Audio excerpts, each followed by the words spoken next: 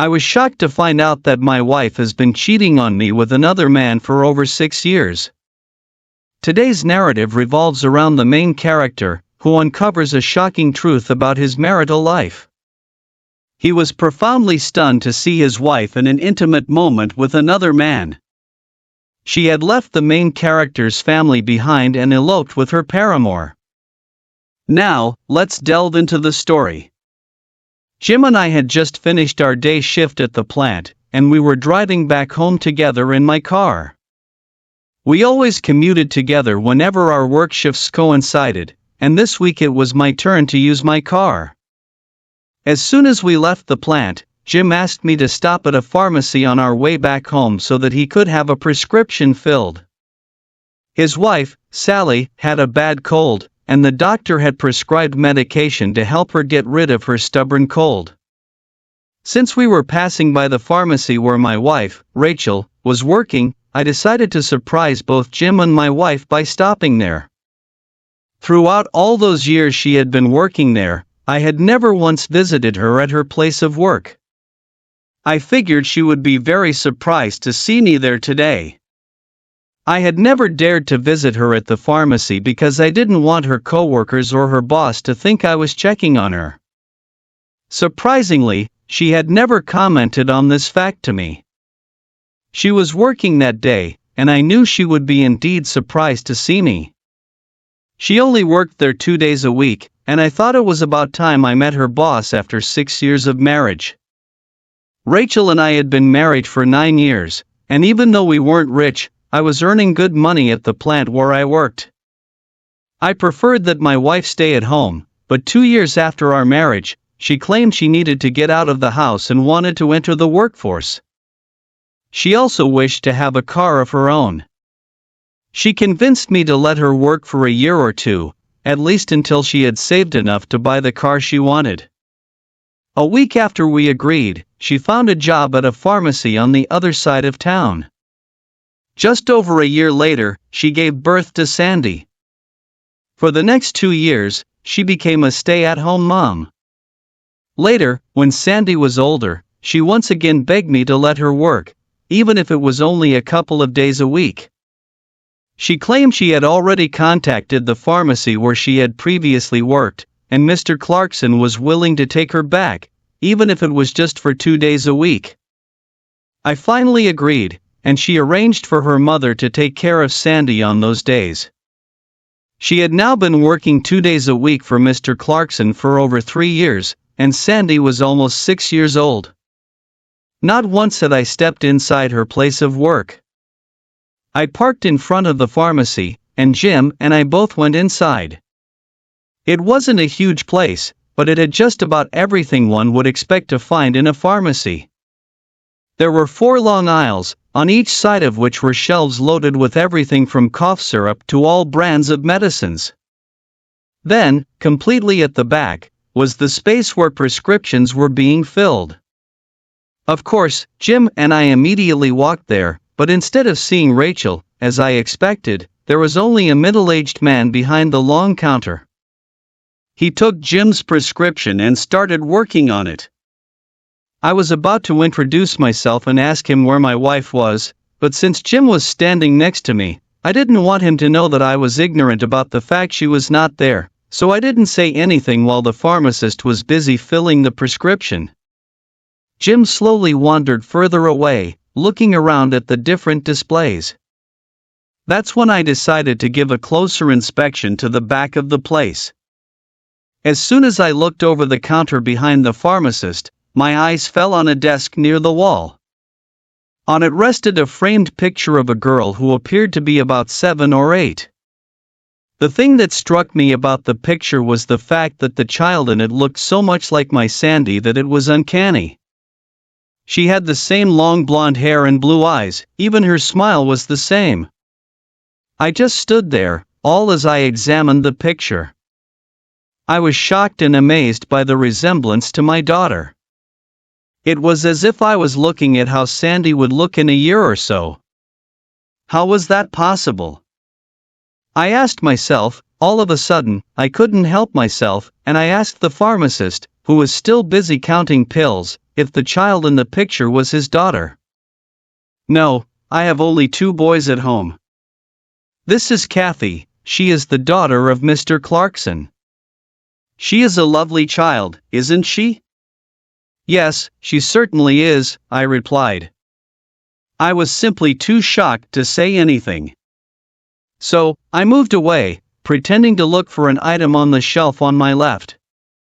But deep inside, I suddenly felt sick. I kept asking myself, how could this Kathy look so much like my own daughter, and where was my wife? Then I had a very bad feeling deep inside. I supposed that I had a hint of a clue to the answers to both questions, but I wasn't ready to admit it to myself. All of a sudden, I felt a strong need to get out of there. I walked toward Jim and told him I was going to wait for him in the car.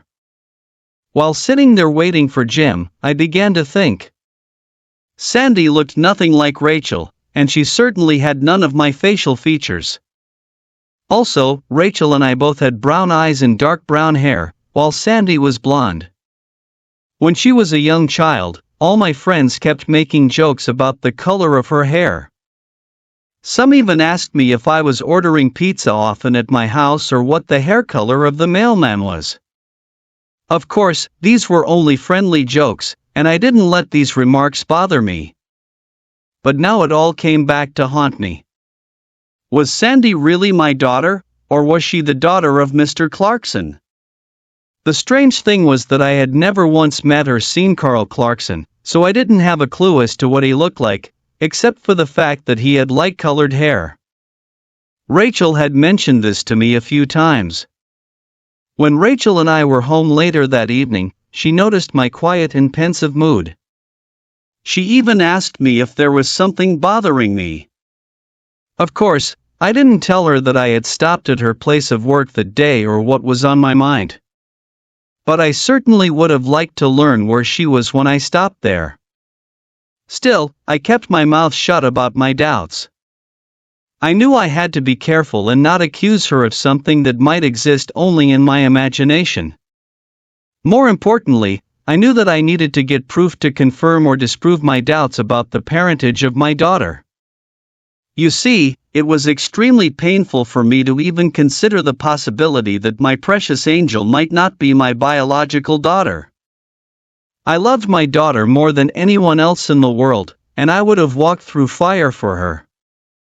I tried to convince myself that it was probably just a coincidence that the 2 girls looked so much alike, but deep inside, I experienced growing suspicion that kept coming to the surface. Later that night, while I was in bed lying next to my wife, the full impact of the day's events finally hit me. If Sandy wasn't my daughter, and if Carl Clarkson was her biological father, this implied that Rachel had been deceiving me from the very beginning when she first began working for him over 6 years earlier.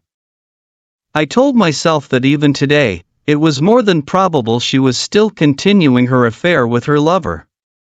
She had probably made a fool of me during all those years, each time she returned home to me after having been with her boss. She was probably secretly enjoying the knowledge that she had just fooled me, knowing I suspected nothing of her affair. Yes, I had already noticed that she always took a shower as soon as she came home, saying to me, "I have to remove the smell of the different chemicals I am in contact with." I now knew that she was rushing into the showers as soon as she came home to remove all traces of her recent infidelity. The following day was Friday. Since Rachel wasn't working that day, I drove to her place of work after dropping Jim off at his house. I now wanted to see Carl Clarkson face to face. Since he didn't know me, and I had never seen him before, I felt that it was time I finally had a look at him. After asking the woman behind the cash register where Mr. Clarkson was, I was told that he had already gone home. But she added that Mr. Mann, his assistant, could help me with my prescription. She pointed toward the back, indicating the same man who had filled Jim's prescription the previous day. I told her that I would come back on another day since I had personal business with Mr. Clarkson. She then dropped a bombshell on me by adding that I should make sure that I didn't come on a Tuesday or a Thursday afternoon since he was never in the pharmacy at those times. Of course, I left without saying another word. I just nodded to indicate that I understood. What the hell was going on here? I asked myself as soon as I was sitting in my car. Rachel had been hired to assist Mr. Clarkson on those 2 days. She was there to count pills for him and to help him with the filling of prescriptions. At home, she always referred to him as Mr. Clarkson. And now I had just been told that on those 2 days of the week that she was working, he was taking the afternoon off. It just didn't make sense to me. What was Rachel doing on those afternoons? After all, she was supposed to be helping her boss. The previous afternoon, she was not there, but she was supposed to be working. Was she somewhere else with him? After the birth of Sandy, I had been completely against her going back to work, but she kept insisting that she wanted this until I finally conceded. Now I had a very sour feeling about her job, and that child's picture that stood on the desk kept coming back into my mind to haunt me. In my mind, the wall of doubt about my wife's faithfulness was getting stronger all the time. Was she cheating on me with her boss, or was it only my overactive mind playing tricks on me? I discovered that the weekend at home with Rachel was the worst weekend of my life. Every time I would look at her, I kept imagining her having an affair with her boss. Of course, I couldn't place a face on him since I didn't know what he looked like exactly. Deep inside, I felt that there was a good chance that Sandy was his daughter. Was he still seeing my wife behind my back? Could she even be working on her second child with him? All those years, she had been seeing him, probably more often than I had. I now couldn't think of her without feeling my anger coming to the surface. I knew that from now on, each time I would look at her, I was going to experience the same frustration until I got proof to the contrary. One sad morning, while she was still sleeping next to me, I quietly looked at her. She was a beautiful woman indeed, but the thought of what she was probably doing behind my back discouraged me. We didn't talk at all until noon that day, and when the three of us were sitting around the table, I mostly talked to my daughter. In bed that night, I woke her in the middle of the night to make love. There was no kissing and no soft words, just straightforward intimacy. It was my way to seek revenge on her for giving to another man what was rightfully mine, only, for some reason, Rachel never complained about the way I was treating her. That fact, all by itself, was telling me more than anything else. She had something to hide and was trying to buy herself out of trouble by allowing me to have all the intimacy I wanted with her. After all, I had no tangible proof yet that she had been cheating. I didn't even understand myself why I was acting this way. All I knew was that I had that strong urge to cause her pain. I suppose that her lack of protest for my treatment was mostly due to fear. But why should she fear me, her husband? Unless, of course, she had something to hide. She just wanted my anger to be over with so that we could go on with our usual daily affairs at home. I could tell she was afraid of getting into a discussion with me, afraid to uncover that I knew her dark secret. She was buying peace by being submissive to me and enduring all the humiliation I was imposing on her. As the days went on, I became still more convinced that she was having an affair with her boss. I was now also convinced that her affair with her boss had been going on for years. All my life, I have always been a gentle and caring husband. I considered myself a good lover to my wife. Now, I was simply using her body to satisfy my needs without any consideration for hers. I didn't feel bad about what I was doing to her since I no longer considered her as my loving wife. I suppose it all boiled down to the fact that I was trying to get a little payback from her by being selfish and rough when making love to her. The more this went on, the more I detected apprehension and fear in her expression. One evening, as she quietly sat in front of me around the kitchen table, I watched her as she quietly ate. I could tell that she suspected that I knew something about her affair with this Carl. She was now probably afraid to bring me into the open and have a frank discussion with me. Why was she afraid? I didn't know, since I have never been a violent man. Could it be that she wasn't ready to break up her marriage with me? She wanted to retain the security of being married to me, as well as the excitement, or was it the love of her affair with her boss? I finally decided to gather proof of her cheating. I made up my mind that I was going to take the day off on the following Tuesday and follow her to her place of work. I was pretty certain that she and her lover weren't engaging in their affair at the pharmacy, so they had to go somewhere else to deceive me. I thus planned to ask Jim to lend me his truck on that day so that I could follow her without being observed. Tuesday morning, I dressed in my working clothes just like usual. Then I drove to pick Jim up at his house. Once there, I gave him the key to my car and I took off in his truck. I drove back to my house, parking the truck just a few houses away from home so that I could see my house easily. Half an hour later, I saw Rachel getting into her car with Sandy, and I discreetly followed her to Sandy's school, where my daughter got off. She then drove directly to the pharmacy. I parked Jim's truck on the other side of the street and waited patiently while listening to the radio. I don't know exactly what I was expecting would happen, but I just knew that something would. From where I was, I could see her red Toyota and most of the parking spaces next to the pharmacy. I was determined to stay there all day if need be. Barely half an hour after she had entered the pharmacy, I saw a black SUV driving into the parking lot, and the driver parked in the space next to my wife's Toyota.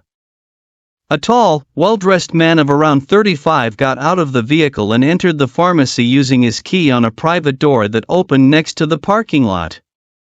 The moment I saw him getting out of his car, I knew he was the father of the little girl I had seen in the framed picture.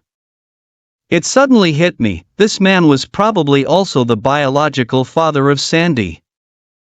This was my wife's lover. He was the one who had been fooling me for the last 6 years. I felt a strong urge to run after him and beat the hell out of him, then go inside and beat the hell out of my wife also. But the time for expressing my rage that way had passed and gone. I was at least 6 years too late. It would have been fine to do this after she had played him the first or second time. Even then, maybe just maybe, there could have been a chance my marriage could have survived her cheating. But not after 6 years of playing him at a possible rate of 2 times each week. Now was the time to get rid of her as well as to make both of them pay for what they had done to me. Payback was definitely on my mind now. I waited patiently in Jim's truck until noon. All of a sudden, I saw the same door swing open, and Rachel and the man got out of the building. They both had smiles on their faces. To someone not knowing them, they looked like a happy couple. They both got into his SUV, and they drove away. The black SUV was easy to follow, since my wife's lover seemed in no hurry. 15 minutes later, they were driving on a country road that led toward the lake. Another 10 minutes, and I watched them turning into the entrance of a nice log cottage right on the shore of the lake. I parked Jim's truck on the side of the road half a mile further, then I walked back toward the log cottage. A tall, well-trimmed cedar hedge, except for the side facing the lake, surrounded it. I thus knew that I had nothing to fear from being observed by the neighbors, since the tall hedge would give me plenty of privacy. I slowly walked around the house until I heard noises coming from an open window on the left side of the cottage. After carefully approaching the half-open window, which came to the height of my shoulders, I looked inside. It took my eyes a couple of seconds to adjust to the half-darkness in the room, but after a while, I could clearly see the shapes of a woman and that of a man on a bed. They were both naked and already enjoying themselves. Looking carefully at his face, I could now detect the resemblance with Sandy, my daughter. He had the same delicate nose that she had, and of course, the same hair and eye color. There were no longer any doubts in my mind now. Carl Clarkson was the biological father of Sandy. He had conceived her with my supposedly faithful wife.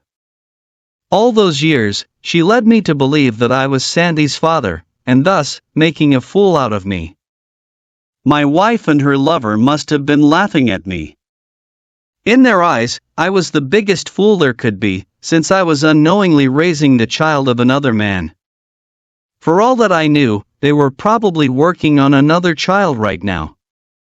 But I loved my daughter. In my mind, she was still my daughter and would always be. No one was going to take her away from me, but it was still an enormous shock to watch my wife making love with another man.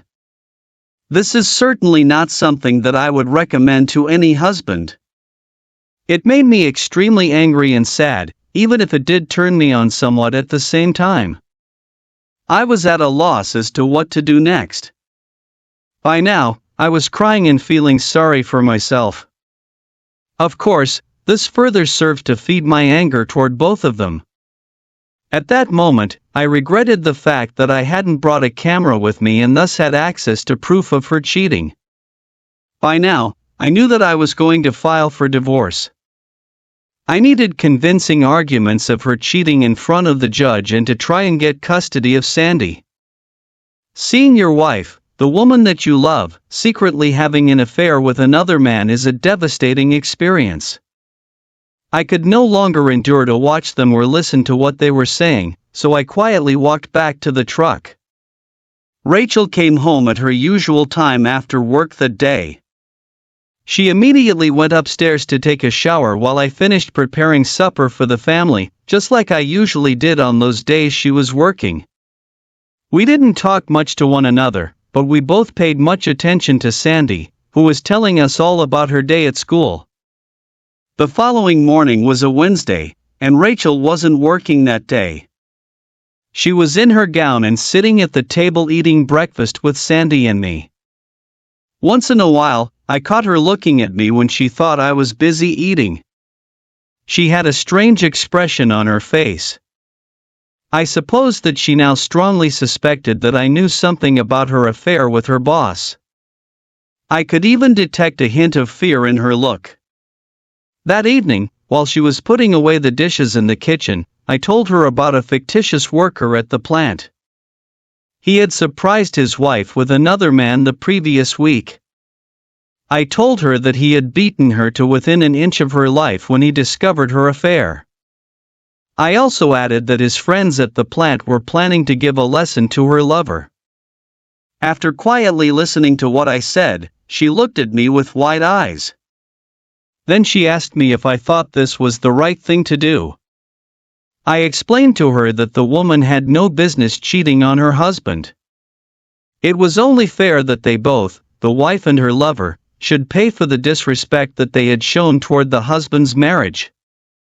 Tuesday again, I took the afternoon off, and I borrowed Jim's truck once more. After eating my lunch in the truck at noon, I drove to the cottage by the lake, and sure enough, Carl's black SUV was there parked in the driveway. This time, I had my video camera with me, and I was prepared to film the proof of their cheating. I needed that proof not only to help me get custody of Sandy but also to show to Carl's wife. Yes, it was my intention to hurt him as much as I could. He was going to pay for the illicit excitement he got out of his affair with my wife. For a while, I had seriously thought about having a DNA test done on Sandy and myself, then using it as proof of her infidelity. But then I realized that even if I did prove that I was not Sandy's biological father, that fact would also give my wife ammunition in court so as to take Sandy away from me. Instead, I opted to pretend to be ignorant of that fact and hoped that the video of them having played together would be enough. They were on the bed playing again, just like I had seen them the previous time, but now I got everything they did on video. While filming them, I heard Carl tell my wife that he was making sure that his wife would never get her driving permit, that way she couldn't follow him. Later, Rachel told him that I had been acting strangely for the last few days. She also added that she now feared that I might be suspecting the truth about their affair. I could also tell that this revelation was making Carl very nervous. When I figured that I had enough footage of the cheating between her and her lover, I drove home to prepare supper, just like I usually did each time she was working. She usually finishes work at 6 and arrives home 15 minutes later, so I now knew that on those days she was supposed to be working, she and Carl must have been playing from 2:30 p.m. to 5:30 p.m. While I prepared supper for my soon-to-be broken-up family, that same evening, I made up my mind that I was going to make use of that fear they both seemed to have of me. I am not a violent man, but I suppose the story I made up about the man working at the plant who had beaten up his wife because of her cheating did scare the hell out of her. This, and also the fact that I was now using her body like the tool she was, probably had a lot to do to contribute to the projection of that image she was now getting of me. I figured she was now biding for time for something to happen which was going to liberate her from me. She was probably looking forward to having me served with divorce papers and thus be free to run to her lover permanently. On Wednesday of the same week that I had filmed her, while we were eating supper, I talked to her again about the cuckolded husband from work. I told her that he finally had his revenge against the man who had been playing his wife. I explained to her that the woman's lover was now in the hospital. Of course, he only got what he deserved, I told her. Then, feeding even more the fire of her fear, I added that the cheated husband was filing for divorce as well as for custody of his children. I could tell that Rachel was shocked upon hearing this. As she quietly continued eating, I could see her hands trembling. When she got home from her afternoon of playing the following day, she seemed nervous. I could read fear in her eyes. As we were eating supper, I began to ask her questions about her work. Who exactly her boss was, how he looked like, how many children he had, and so on. I had never shown any interest in him before this day, therefore, my inquiring about her boss had the effect of making her feel bad and making me feel good. I even asked her what she did exactly at the pharmacy and how she liked working there. Then, so as to plant still more doubts and add more fuel to her fear, I added that I might stop by and visit her at her place of work one of these days. It was evident now that she was visibly shocked, but she didn't say anything. She just looked at me with a strange expression and slowly nodded. That weekend, I took her out to eat with Sandy. We were acting like a loving family, but even Sandy could tell that her mother had changed in the last couple of weeks. My daughter now always came to me with her questions and hugging, never to her mother. That evening in the restaurant, we were just about done eating when Sandy went to the washroom. Since we were alone, I took the opportunity to ask Rachel if there was something bothering her and if she wanted to talk to me about it. You know, what is the problem? I don't know what has gotten into you in the last couple of weeks, but you are not making love to me any longer. When was the last time that you made love to me? She was now looking at me with deep concern written all over her face. It was clear that in her cheating heart, she now felt a spark of remorse. But at the same time, it was evident that it was not in her plans to admit anything to me. Even if she had confessed her cheating and begged forgiveness, I certainly wouldn't have forgiven her. It was way too late for that now. What she had done to our marriage, to me, and yes, to Sandy also, was impossible to forgive. You know that I love you, Roger, but for the last couple of weeks, I haven't seen love in your eyes when you are with me. You have been hating me, she said. Tell me, Rachel, are you cheating on me? If you are, then we as a couple are over, and you will never see our daughter again. I can guarantee you that. I had finally said it. The cat was out of the bag now. She looked at me for long seconds, too stunned to say anything. Even as we both stared at each other, I could see the tears forming in her eyes. All of a sudden, she took her purse and ran out of the restaurant. I paid the bill and waited for Sandy to come out of the washroom. When we got outside to the car, Rachel was standing there waiting for us. Her eyes were red, but she was no longer crying. The next Monday, I went to see my boss and asked for 2 weeks off. He was reluctant at first to give them to me, but when I explained that I had a family crisis, he finally agreed. That same afternoon, I drove to Carl's house. Once I was parked in front of his house, I remained seated for long minutes, thinking about my next move. I didn't know exactly what I was going to do, but I figured that it was time for me to meet his wife and tell her what the score was. I could see her in the backyard near the pool. She seemed taller than Rachel, with light brown hair similar to that of my wife. I finally found the courage to get out of my car, and after opening the door of the fence, I slowly walked into the backyard. As I came closer to her, she was busy moving the chairs around the pool. As soon as I stood in front of her, I introduced myself. I am Roger Weldon. My wife, Rachel, is working for your husband at the pharmacy. She gave me a strange look for a few seconds, then a smile appeared on her lips as she shook my hand. Yes, of course. I have heard of Rachel. I have never met her, but my husband does mention her sometimes. I am Claudine Clarkson. She was smiling at me as we shook hands, and I could tell she had a pleasant personality. I then realized that she knew nothing about her husband's affair with my wife.